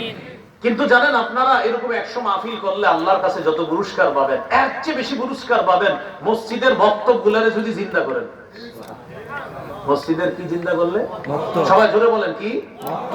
আগে বাংলাদেশের মসজিদের বক্তব্যগুলোতে সকালবেলা 150-200 ছাত্র ছাত্রী হইতো, কিন্তু এখন দেখেন মসজিদের মক্তবগুলাতে ওই পরিমাণ ছাত্রছাত্রী হয় না। সকালবেলা মাইক দিয়ে হুজুরে ঘোষণা করে, মক্তবের ছাত্র ছাত্রীরা তোমরা মক্তবে চলে আসো, এইভাবে ঘোষণা করে। এই জন্য আজকের মাহফিলের আয়োজক যারা আছেন, নিঃসন্দেহে আপনারা এই মসজিদের সাথে সম্পৃক্ত আছেন। আপনারা এই এলাকার যত মসজিদ আছে মসজিদের মক্তবের গুরুত্বগুলা বাড়ান। কেন? একজন আলেম, উনি আলেম হয় মাদ্রাসায় পড়ে, মাদ্রাসায় মক্তব আছে, তিনি মক্তবে পড়ে, তারপর হেফজখানায় পড়ে, তারপর মাওলানা হয়, মুফতি মুহাদ্দিস হয়। কিন্তু আপনার এলাকার যে মেয়েটা ডাক্তার হবে, আপনার এলাকার যে ছেলেটা ইঞ্জিনিয়ার হবে, ব্যারিস্টার হবে, পুলিশের বড় পদে যাবে, আর্মির বড় পদে যাবে, এই সন্তানটা বিশুদ্ধ কোরআন শিখবে মসজিদের মক্তব থেকে। ঠিক। এই জন্য মসজিদের মক্তব থেকে একজন আর্মি, একজন পুলিশ, একজন র্যাব, একজন ডাক্তার, ইঞ্জিনিয়ার, ব্যারিস্টার, একটা মেয়ে শিশু থাকা অবস্থায় তারা এই মসজিদ থেকে বিশুদ্ধভাবে যেন কোরআন শিখতে পারে। এটা আজকের মাহফিলের দায়িত্বশীল যারা আছেন, আমি আপনাদেরকে বলবো, আল্লাহর হস্তে মুসলমানের সন্তানকে শৈশবে বিশুদ্ধ কোরআন শিক্ষা দেওয়ার ব্যাপকভাবে একটু চিন্তা করেন। বিশেষভাবে না, ব্যাপকভাবে। আবার বলছি, বিশেষভাবে না, ব্যাপকভাবে। ব্যাপক বলতে মানে সবাই বিশুদ্ধ কোরআন শিখবে, এটা ব্যাপকতা। আর বিশেষ চিন্তা করবেন যে এক শ্রেণীর মানুষ আলেম হবে, এটা বিশেষ চিন্তা। আর ব্যাপক চিন্তা, প্রত্যেকটা মুসলমানের সন্তান বিশুদ্ধ কোরআন শিখবে। ঠিক, মনে থাকবেন ইনশাআল্লাহ। ইনশাআল্লাহ। মঞ্চে ওলামায়ে হযরত আছেন, ইমাম সাহেবরা আছেন, আমি আপনাদেরকে হাত পা জোর করে আমি আপনাদেরকে পায়ে ধরে বলবো, এরকম করেন। আপনারা এই মাহফিলে আমারে যত সহজে পেয়ে যাবেন, মক্তব করেন, ওই মক্তবের ছোট্ট কোথাও দাওয়াত দিয়ে এর চেয়ে আরো সহজে পেয়ে যাবেন ইনশাআল্লাহ। আপনারা মক্তব করেন, মসজিদের মক্তবগুলা জিন্দা করেন, ইনশাআল্লাহ জিন্দা করেন। 7-8 জন 10-12 দিন দিয়ে শুরু করেন, ওদের সামনে আমারে নিয়ে আসেন, আমি ওদের সামনে কথা বলবো ইনশাআল্লাহ। তো মসজিদের মক্তবগুলা আল্লাহর রাস্তায় আপনারা জিন্দা করেন, আল্লাহ তৌফিক দান করেন, আমিন। বলছিলাম 19 নম্বর কোরআনের শিক্ষা, এটা শৈশব থেকে দেওয়া। কি শিখলাম ভাই? ব্যাপকভাবে আমরা চিন্তা করব। আমার এই আপনারা চিন্তা করবেন, এই নবীনগরের প্রত্যেকটা মুসলমানের সন্তান বিশুদ্ধ কোরআন শিখতে হবে, এটা আমরা মাথায় রাখতে হবে ইনশাআল্লাহ। তিরমিজির হাদিস 2909 নম্বর হাদিস। এই হাদিসের মধ্যে আছে রাসূলুল্লাহ সাল্লাল্লাহু আলাইহি সাল্লাম বলেন, খায়রুকুম মান তাআল্লামাল কুরআনা ওয়া আল্লামা। তোমাদের মধ্যে সর্বোত্তম ওই ব্যক্তি যে কোরআন শিখে অন্যকে শিখায়। দেখেন না কি সুন্দর করে শিখায় সকালবেলা হুজুরে। হামজা লাম জবর আল, হামিম জবর হাম, আল হাম, দাল পেশ দু, আলহামদু। ছোট্ট একটা ব্যাত নিয়ে কি মনে পড়ে জীবনগুলা। আব্দুর রহিম এদিকে পর, তুই পর। বা জবর বা, শিন জবর শা, বাসা, রা দুই পেশ রুন, বাসারুন, যা তুই যা। তুই এদিকে পর। নুন জবর না, সদ জবর স, নাস, র জবর র, নাসর। নবীজি কি বলে জানেন? খায়রুকুম, খায়রুকুম। এই শোনো, এই যে পড়ছে আর যে পড়তেছে, যে পড়াইতেছে, আমি নবী এদেরকে তোমাদের মধ্যে সর্বোত্তম বলে ঘোষণা করব। সুবহানাল্লাহ। এই হলো 19 নম্বর কোরআনের শিক্ষা দেওয়া। আল্লাহ আমাদেরকে গুরুত্ব অনুধাবন করার তৌফিক দান করেন, আমিন। 20 নম্বর, বড় আজীব কথা, সন্তানের সাথে খেলাধুলা করা। এখন তো বাবারা সন্তানের সাথে খেলাধুলা করেই না, কারণ বাবারা খুব ব্যস্ত। ওনারা বাসায় আসার পরও ব্যস্ত হয়ে যায়, কারণ পকেটে যেই 4 কোণার জিনিস আছে ওটা নিয়ে বারান্দায় গিয়ে বসে যায়। উনি অনেক ব্যস্ত, প্রচুর ব্যস্ত, সন্তানের সাথে খেলে না। আমি আপনাদেরকে এখন একটা হাদিস শোনাবো, পৃথিবীর শ্রেষ্ঠ নানা, পৃথিবীর শ্রেষ্ঠ নাতির সাথে খেলার হাদিস শোনাবো এখন। পৃথিবীর শ্রেষ্ঠ নানা, শ্রেষ্ঠ নাতির সাথে। ইবনে মাজাহ 144 নম্বর হাদিস। সুবহানাল্লাহ। রাসূলুল্লাহ সাল্লাল্লাহু আলাইহি সাল্লাম বের হয়েছে, মদিনার গলি দিয়ে হাঁটতেছে, কয়েকজন সাহাবী আছে সাথে। আরেক সাহাবীর বাসায় নবীজির দাওয়াত দিয়েছে, তো নবীজি সাহাবীদের নিয়ে যাইতেছে ওই সাহাবীর বাসায়। ওয়া হুসাইনুন ইয়ালআবু ফিস সিক্কা। হঠাৎ দেখি কি নবীজির নাতি হযরত হুসাইন রাদিয়াল্লাহু তাআলা, ছোট মানুষ, তিনি মদিনার গলিতে খেলতেছে। নবীজি যখন নাতিকে দেখলেন, সবাই রে নবীজি এইভাবে পিছনে সরায়া সবার সামনে চলে গেলেন। এই হুসাইন খেলতেছে। হ্যাঁ, নবীজিকে যেই মাত্র হযরত হুসাইন দেখলেন, দেখার পর ইয়াফিরু হা হুনা ওয়া ইয়াফিরু হা হুনা, যেই মাত্র নানারে দেখছে, নাতি একবার এদিকে পালায় আর একবার এদিকে পালায়। নবীজিও নাতিরে ধরার জন্য একবার এদিকে দৌড়ায় আর একবার এদিকে দৌড়ায়। হাদিসে আসছে ইউলাইবু, নবী তার নাতির সাথে খেলতেছে, ওই দাহিকু, নবী হাসতেছে, নাতিও হাসতেছে, পাশে সাহাবায়ে কেরাম এই সুন্দর দৃশ্য উপভোগ করতেছে। সুবহানাল্লাহ। নাতি একবার এদিকে যায়, না না আপনারা ধরতে দিব না, আবার এদিকে যায়, নানা যেন ধরতে না পারে। নবীজিও নাতির সাথে এইভাবে দৌড়াইতেছে আর হাসতেছে, আর নবীজি খুব উপভোগ করতেছে। এক পর্যায়ে এক হাত রাখলেন থুতনির নিচে, আর এক হাত মাথার মাঝখানে রেখে বললেন, হুসাইনুন মিন্নি ওয়া আনা মিন হুসাইন। হুসাইন আমার, আমি হুসাইনের। আহাব্বাল্লাহু মান আহাব্বা হুসাইনান। হুসাইনকে যে ভালোবাসলো, আল্লাহ তাকে ভালোবাসলো। সুবহানাল্লাহ। কত গেল? 20। প্রিয় অভিভাবকরা, সন্তানদের একটু সময় দিন, ওদের সাথে একটু খেলাধুলা করেন। তখন কি হবে জানেন? 4-5 দিন যখন বাচ্চাগুলোর সাথে খেলবেন, ও আপনার জন্য অপেক্ষা করবে, বাবা কখন আসবে, বাবার সাথে খেলবো। এইভাবে আপনার জন্য অপেক্ষা করান, এটা শিখান। অন্যথায় ও কিন্তু এই জিনিসে আকৃষ্ট হয়ে যাবে, মত্ত হয়ে যাবে, আপনার অপেক্ষা আর করবে না, ও এটার অপেক্ষা করবে। আম্মু তাড়াতাড়ি কার্টুনটা ছাড়ো, না হয় খানা খাবো না। ঠিক। আল্লাহ আমাদের সকলকে কথাগুলো বোঝার তৌফিক দান করেন। কত গেল? 20 নম্বর। 21 নম্বর, শিশু সন্তানকে ভালোবাসা। মাঝে মাঝে জড়ায়া ছোট্ট ছেলেটাকে মেয়েটাকে জড়িয়ে ধরে বলবেন, আল্লাহ আমি ওরে খুব ভালোবাসি, আপনিও ভালোবাসেন, এইভাবে আল্লাহকে বলবেন। সহিহ বুখারীর 5884 নম্বর হাদিস। নবীজি একদিন বাজার থেকে আসার পর নবীজি বললেন, আইনা লুকা। লুকা এটা আরবি শব্দ, এটার বাংলা হলো হ্যাংলা পাতলা শিশু। নবীজি বললেন, আইনা লুকা, আচ্ছা আমার হ্যাংলা পাতলা শিশুটা কই? শিশু মানে হযরত হাসান কোথায়? হযরত হাসান দেখতে হ্যাংলা পাতলা ছিলেন। আয়েশা বললেন, আমার হ্যাংলা পাতলা ভাই কোথায়? আমার হ্যাংলা পাতলা সন্তান কোথায়? কোথায় হাসান কোথায়? হাসান দৌড়ে আসছে। আসার পর ইলতাজামাহু, নবীজি হযরত হাসানকে বুকের সাথে জড়ায়া ধরে বললেন, আল্লাহুম্মা ইন্নী উহিব্বু, আল্লাহ আমি হাসানকে খুব ভালোবাসি। সুবহানাল্লাহ। ফাআহিব্বা, আল্লাহ আপনিও আমার হাসানকে ভালোবাসেন। ওয়া আহিব্বা মান ইউহিব্বু, আল্লাহ আমার হাসানকে যে ভালোবাসবে আমি নবী আপনাকে বলে দিলাম আপনিও তাকে ভালোবাসেন। সুবহানাল্লাহ। কত নাম্বার গেল? 21। 22 নাম্বার, দেখেন আমার দিকে, শিশুকে রানে বসানো। শিশুকে রানে বসানো, রানে বসিয়ে মাঝে মাঝে আদর করবেন শিশু সন্তানকে। আজকে সুন্নাহটা এই নিয়তে পালন করবেন যে নবী শিশুকে রানে বসাইছে, আমিও বসাইলাম। কেন? আমার নবীর সুন্নাহ জিন্দা করলাম। আজকে বাসায় গিয়ে এই সুন্নাহটা, যাদের শিশু আছে ইনশাআল্লাহ এই সুন্নাহটা আদায় করার চেষ্টা করবেন। সহিহ বুখারী 6003 নম্বর হাদিস।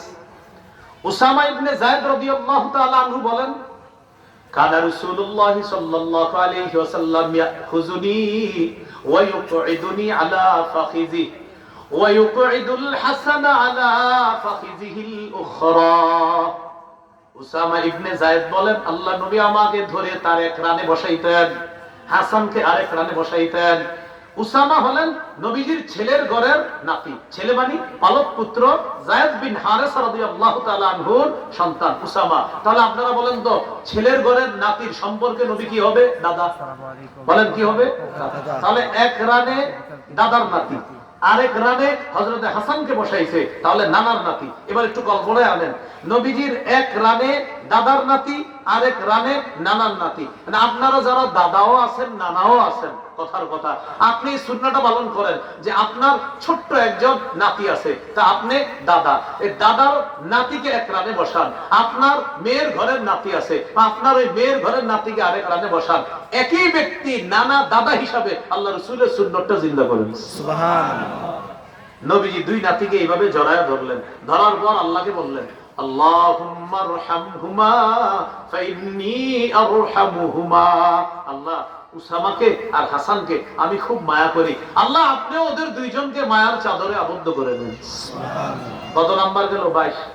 23 নম্বর, শিশুকে স্নেহ করা। শুধু আপনার শিশু না, যার শিশু হোক প্রত্যেকের শিশুকে স্নেহ করবেন।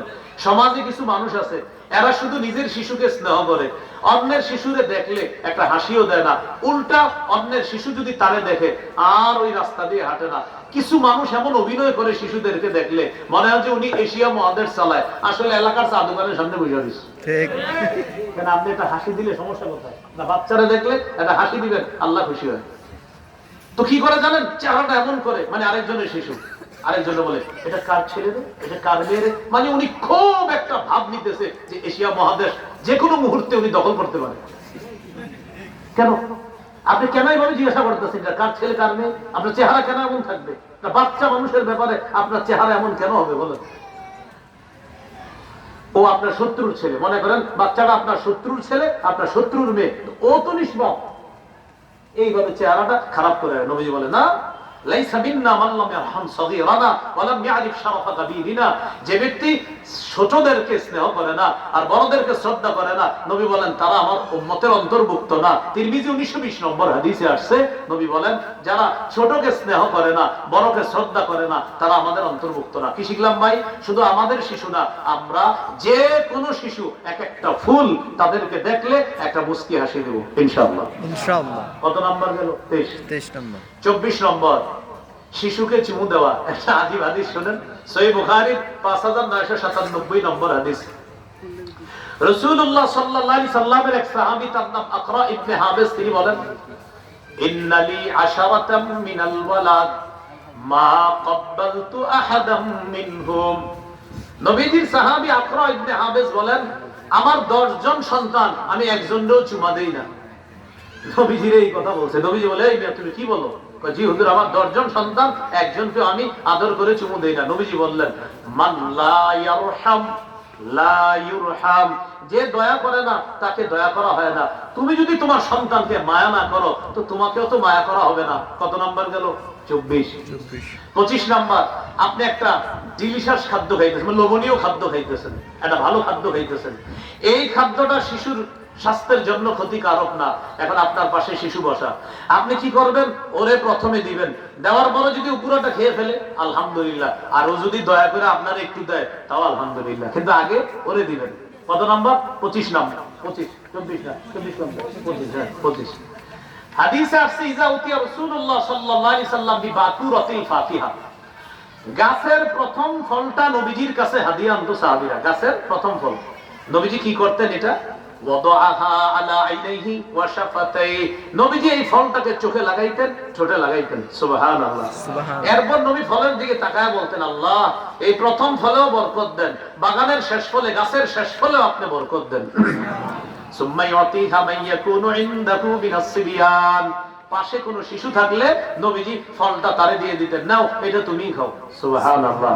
তাহলে শিশুকে খাবারের ক্ষেত্রে অগ্রাধিকার দেওয়া। কত গেল? 25। 26 নম্বর, শিশুর সাথে বালখিল্যতা করার সুযোগ দেওয়া। দেখেন কি বললাম, শিশুকে বালখিল্যতা করার সুযোগ দেওয়া। বালখিল্যতা কাকে বলে?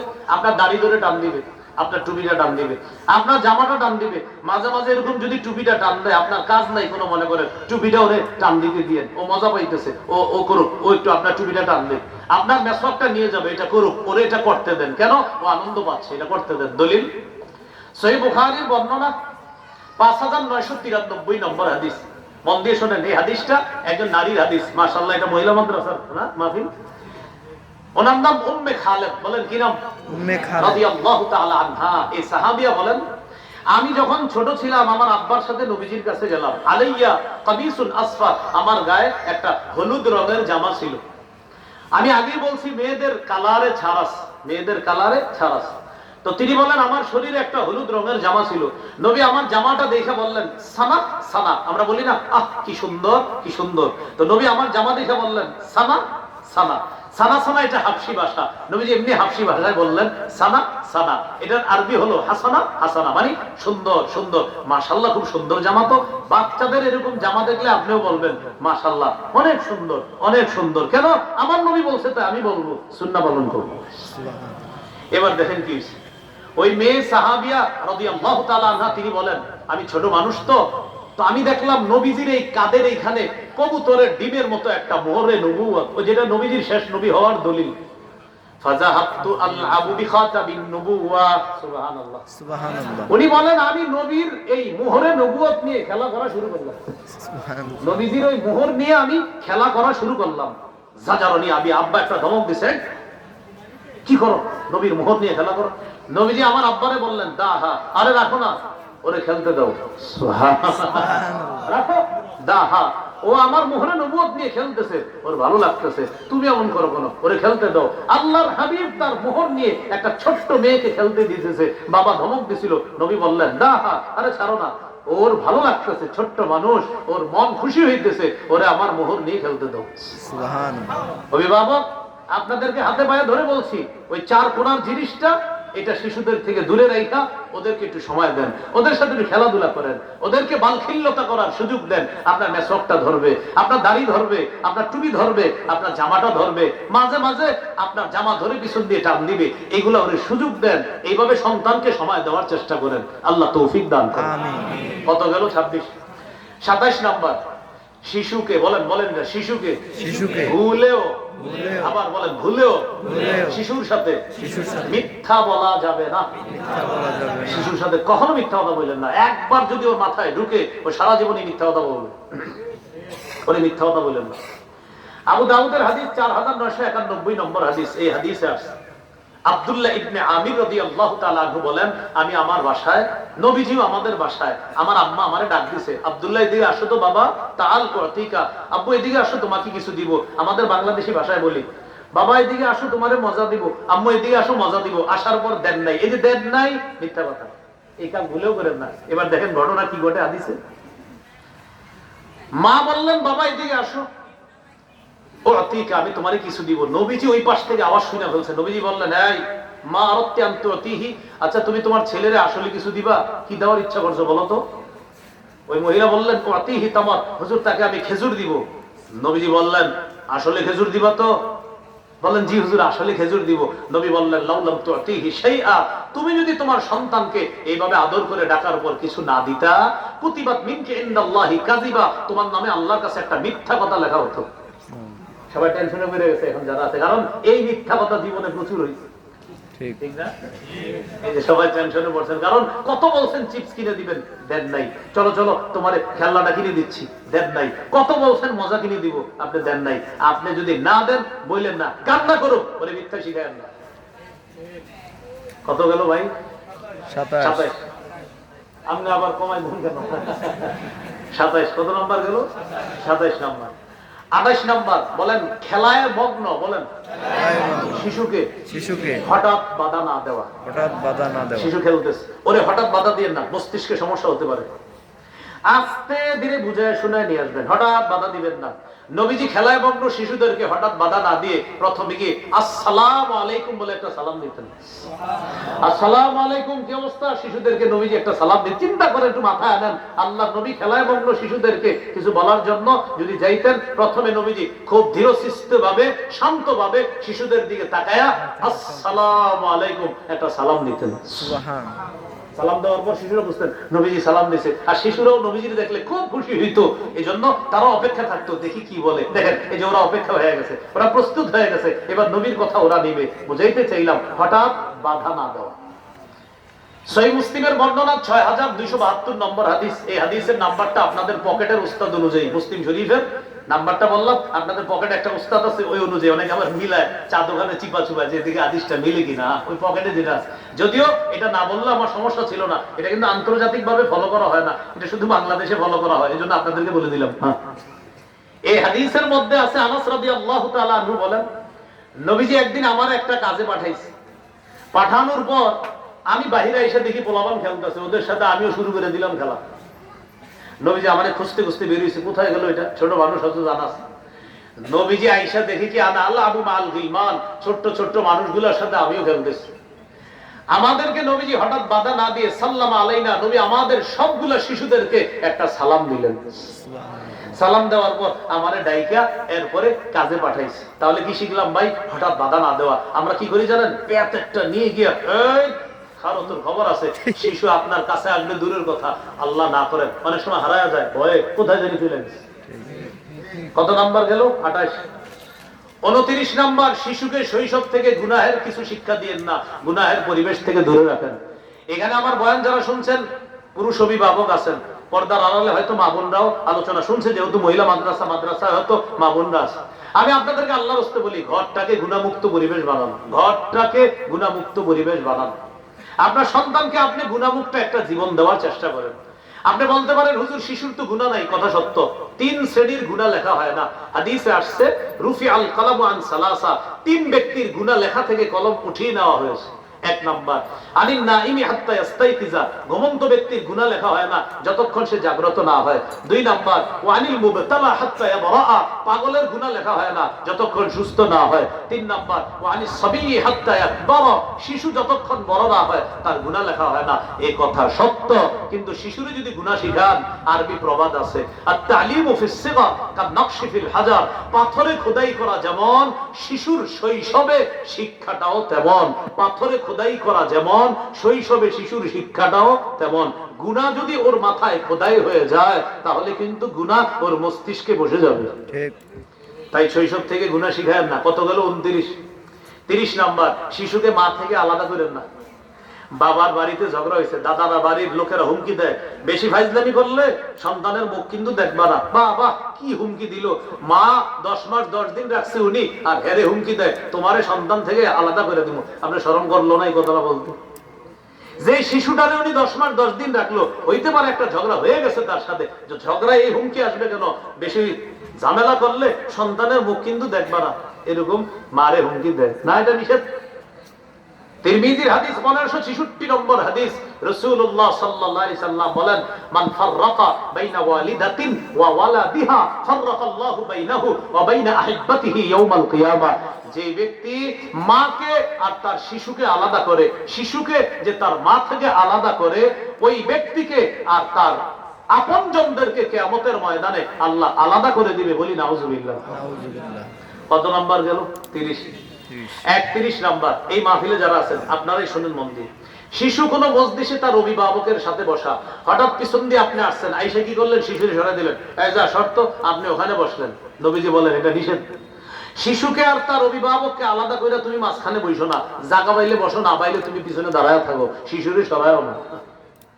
রাসূলুল্লাহ সাল্লাল্লাহু আলাইহি সাল্লাম বলেন, লা ইয়াজলিসু রাজুলু বাইনা রাজুলি ওয়া বাইনা ইবনিহি, শিশুর বাবা আর শিশুর মাঝে আলাদা করে তুমি মাঝখানে বসবা না। এই কত নম্বর গেল?